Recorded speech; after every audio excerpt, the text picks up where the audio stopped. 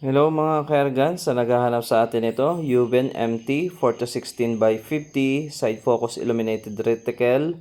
So first focal plane siya guys, 30mm ang kanyang tube. Yan. 2 months ago, ang dami nagtatanong sa akin nito kung meron daw ba ako nitong ganitong Yuben. Ito yung illuminated ang kanyang reticle. Ayan guys, kapag kita yung yan o, diba, liwanag. Disregard nyo yung background. Barako tayo naglalaba. Ayan. So, ito yan guys.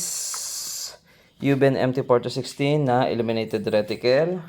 So, kung bakit ganyan ang itsura niyan, kasi sabi dyan, yan nga ay zero stop. Katulad nung dati nating binenta, pero hindi illuminated reticle. Ito ay zero stop. So, tinignan ko kung ano ba itsura nung kanyang system.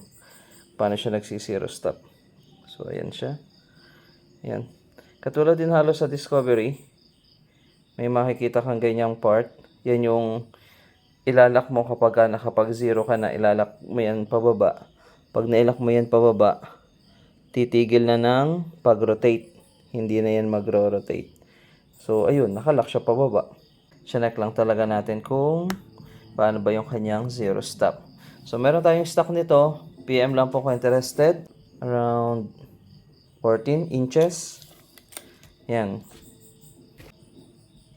Bago na rin yata yung box niya. Parang pula yung dati. Yuben 80 4-16x50. Yan.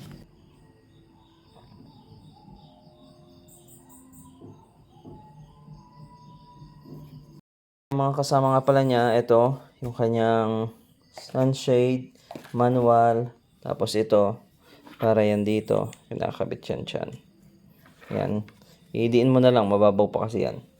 Tapos, meron siyang kasamang railings, 20 and 11mm, depende sa iyong pangailangan. Meron din siyang kasama nito. Ito yung pampihit mo ng kanyang zero stop. Ito yung kanyang takip.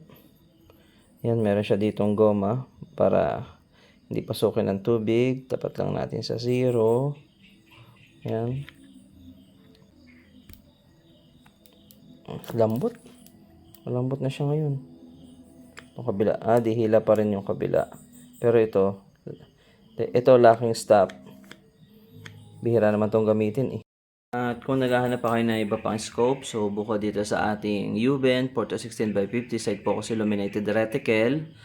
Meron din tayo dito yung Yuben MC 4-16x44 adjustable objective. Ibig sabihin nasa unahan yung parallax.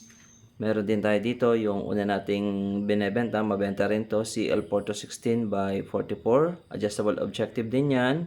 And then kung gusto mo yung mas maganda naman, ayan, 85-25x50 side focus first focal plane din. At kung Discovery naman ang hanap mo, meron tayo dito HD Gen 2 6-24x44. Ayan, lahat yan guys, sa totoo lang nagtaasan ng presyo kasi mahal din ang cargo ngayon. Pero fix tayo doon sa dati nating mga prices. Ayan, so PM lang po para sa mga prices sa mga yan. Hindi ko po talaga siya pwedeng i-disclose dito sa post natin. PM lang po kung interested. Maraming salamat po.